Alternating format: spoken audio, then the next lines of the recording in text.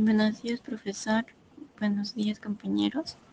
Mi grupo va a poner el uso del agua en reservas naturales.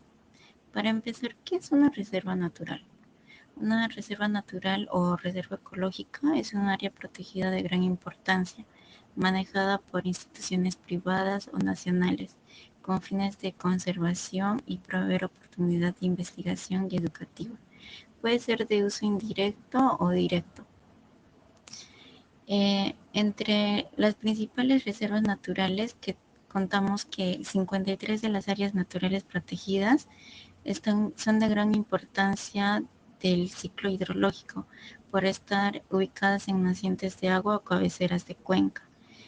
Y asimismo el 60% de la energía hidroeléctrica que se genera en el país es producida por agua proveniente de estas áreas, así que es de vital importancia su conservación.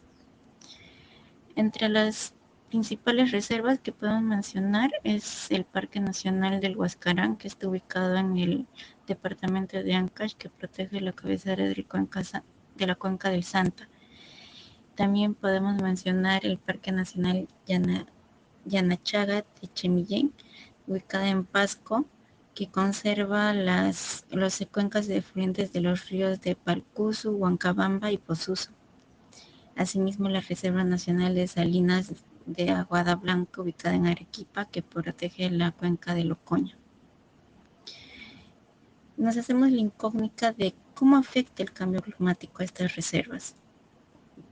Entendemos como cambio climático a una variación global del clima en escalas mayores, causadas ya sea por propios de la naturaleza o antropogénicas, ya sea por fábricas o sobreexplotación. Se producen como alteraciones en todos los parámetros climáticos, ya sea la temperatura en aumento o bajas temperaturas, precipitaciones de gran volumen, nubosidad, entre otras. Y con ello trae consecuencias a estas reservas como la acidificación y su contaminación del recurso del agua, como fenómenos meteorológicos devastadores, como el caso del fenómeno del Niño que hoy presentamos, el agotamiento de los recursos naturales necesarios para la vida, ya sea la afectación a la agricultura y la ganadería. Gracias. Reservas que se están agotando. En la actualidad, en todo el mundo se está agotando los recursos hídricos disponibles. Aunque en la última década la sociedad se ha ido concientizando de la necesidad de mejorar la gestión y protección del agua. Los criterios económicos y los factores políticos tienden todavía a dirigir todos los ámbitos de la política del agua. El Perú es un país conocido por tener una gran cantidad de recursos naturales, entre ellos se encuentran los recursos hídricos, pero este recurso se está agotando. Entre las reservas hídricas que se están agotando está la reserva de Huascarán. Esta reserva ha sufrido de una gran pérdida de masa glaciar desde el año 2000, perdiendo aproximadamente 15.2%. También está la reserva de Tambopata. La pérdida del recurso hídrico en esta zona se debe principalmente a la minería ilegal y a la deforestación. Otra reserva es el Valle del Mantaro. La cuenca del río Mantaro viene siendo afectada por depósitos de combustibles y químicos, presas de relave minero y drenaje de rocas.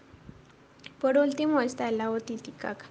Esta región hídrica importante para todo el sur está siendo afectada por los altos niveles de contaminación, perdiendo un 30% de su volumen hídrico y un 42% menos de superficie. Las zonas afectadas por la falta de este recurso.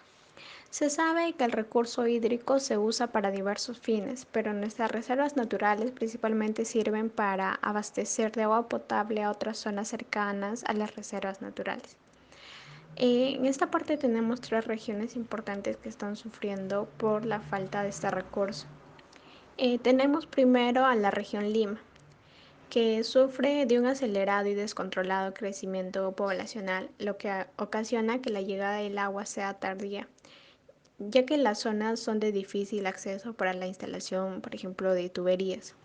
obligando así a que las personas tengan que comprar agua de las cisternas que llegan por días a estas zonas. Las regiones de Huánuco y Loreto también tienen el mismo problema. Son regiones con mayor déficit porcentual del acceso a agua potable. Continuando con la exposición, ahora nos enfocamos en el punto ¿para qué fin se usa este recurso? El agua actualmente no es un recurso infinito, por lo que el volumen de los recursos hídricos tiene un valor máximo que no puede superarse. Básicamente el agua tiene dos usos, los consumtivos y los no consumtivos. En este caso, los de usos consumtivos son aquellos en los que el agua es transportada a su lugar de uso y la totalidad o parte de ella no vuelve al cuerpo de agua. Por ejemplo, tenemos los de uso doméstico, como los hogares, los servicios públicos, los comercios. Asimismo, contamos con los industriales, como la limpieza pública, depósito de vertidos, etcétera. Y por último, los de uso agrícola.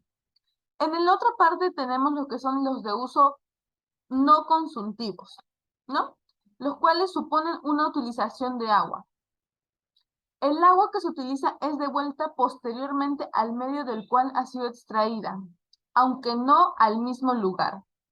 Hay varios tipos en esta parte. Son los recreativos, por ejemplo, los embalses, los ríos, los lagos, los mares para ocio y actividades deportivas, además de la navegación, como los transportes de personas y mercancía, y por último los de uso ambientales y tecnológicos. En esta parte, la cantidad de agua utilizada por cada persona no debería sobrepasar los 50 litros diarios. Esto es lo que afirma la Organización Mundial de Salud. No, estos litros son suficientes para satisfacer todas las necesidades del ser humano. Es por ello que actualmente la disponibilidad de agua por habitante ha disminuido en un 22% en los últimos 20 años. El siguiente punto es el marco legal. ¿Qué leyes protegen a este recurso? En esta parte tenemos la Ley de los Recursos Hídricos número 29338, el cual regula el uso y gestión de los recursos hídricos, englobando el agua superficial, subterránea, continental y los bienes asociados a este recurso. Asimismo, tiene como propósito regular el uso y gestión integrada del agua, la actuación del Estado y los particulares en dicha gestión. Bueno, vamos a hablar sobre las instituciones que definen el recurso hídrico. Por ejemplo, debido al avance del cambio climático, el recurso del agua con el pasar de los años cada vez se está volviendo más escaso. Por esa razón existe en el Perú un conjunto de instituciones que defienden, protegen, administran de forma responsable el recurso hídrico. Y todo este tema con relación a las actividades económicas como agricultura, ganadería, minería, etcétera, de forma sostenible, ya que, por ejemplo, comentan en el caso de un estudio meteorológico, dicen que de acá a unos 30 años más, con respecto a las cuencas de Lima, dice que se van a reducir hasta en un 30%. Y esto ocurre debido al avance drástico del cambio climático. Y por este motivo también existen estas instituciones para velar los recursos naturales que tiene nuestro país. Por ejemplo, existen tres instituciones principales. La primera es el ANA. ¿Pero qué es el ANA? El ANA es la Autoridad Nacional del Agua, que representa la máxima autoridad técnico-normativa del Sistema Nacional de Gestión de Recursos Hídricos, que también forma parte del Sistema Nacional de Gestión Ambiental. ¿Y cuáles son sus funciones? Administra y vigila las fuentes naturales de agua, como también autoriza volúmenes de agua que utilizan o distribuyen los prestadores de servicios de agua. También evalúa los instrumentos ambientales, autoriza obras en fuentes naturales de agua y por último se realizan estudios de monitoreo y la gestión de riesgos en glaciares, lagunas y fuentes subterráneas. Todo este conjunto de funciones tiene una finalidad. ¿Y cuál es? Es la de administrar, conservar, proteger los recursos hídricos de las diferentes cuencas de forma sostenible. Ahora hablamos, por ejemplo, de la institución del CENAMI, pero ¿qué significa estas siglas? Quiere decir Servicio Nacional de Meteorología e Hidrología del Perú. Su objetivo principal consiste en proveer información y conocimiento meteorológico, hidrológico y también con respecto al clima de manera confiable y accesible. En el caso del tsunami se puede dividir de dos formas. Puede ser desde una rama que es la meteorología y la hidrología. Con respecto a la meteorología, es un estudio encargado del pronóstico de eventos extremos a corto plazo, como lluvias y vientos intensos, bajas temperaturas vinculadas a heladas y friajes, así como objeto de estudio también prever el clima, como por ejemplo estudiar sobre la variabilidad climática del fenómeno del Niño, así como ofrecer información para la toma de decisiones y acciones preventivas con relación al cambio climático.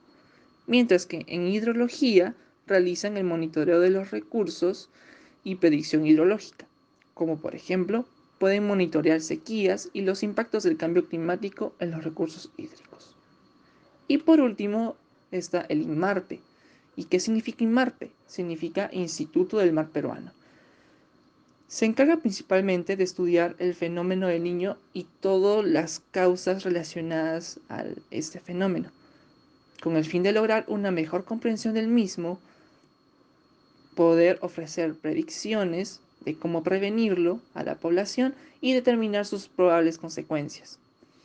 Esto también incluye, por ejemplo, coordinar y asesorar las actividades vinculadas con el fenómeno del Niño a nivel nacional.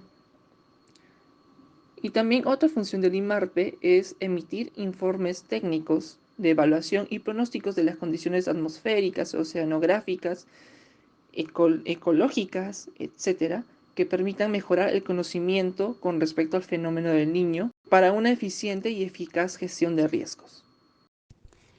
¿Qué se está haciendo en el Perú para mitigar este impacto? Punto uno sería la suscripción de un convenio entre ANA y el CERNARP para mejorar la gestión de este recurso hídrico en zonas santoandinas, por ejemplo. Además, el apoyo entre el ANA y PUNA en la elaboración de estudios de impacto ambiental. Esto con el fin de mejorar el uso sostenible de este recurso. Por último, sería la valoración de los recursos hídricos en estas reservas. Esto con el fin de darle un valor, darle un derecho al recurso, ya que están afectadas principalmente por actividades antrópicas en su mayoría. Estrategias de intervención. El primer punto sería la coordinación de sectores competentes para la remediación de pasivos ambientales que impactan en fuentes naturales. Esto ya sea por acción del viento o por la lluvia, pueden trasladar este contaminante cerca o dentro del área que estamos protegiendo. Esto afectaría a la población, a los animales, plantas y demás. El segundo punto es la promoción de medidas que se adapten con el tiempo. ¿Por qué? Sabemos que el cambio climático está afectando en todos los ámbitos y necesitamos medidas que se adapten para hoy y para el futuro. Sobre el cuidado del agua, que es lo más importante que tenemos hoy en día. El tercer punto sería el fortalecimiento de las instituciones que forman parte de los sistemas nacionales. Esto con el fin de tener un mejor plan de prevención, de mitigación y la gestión de riesgos ante desastres de los recursos hídricos. Muchas gracias.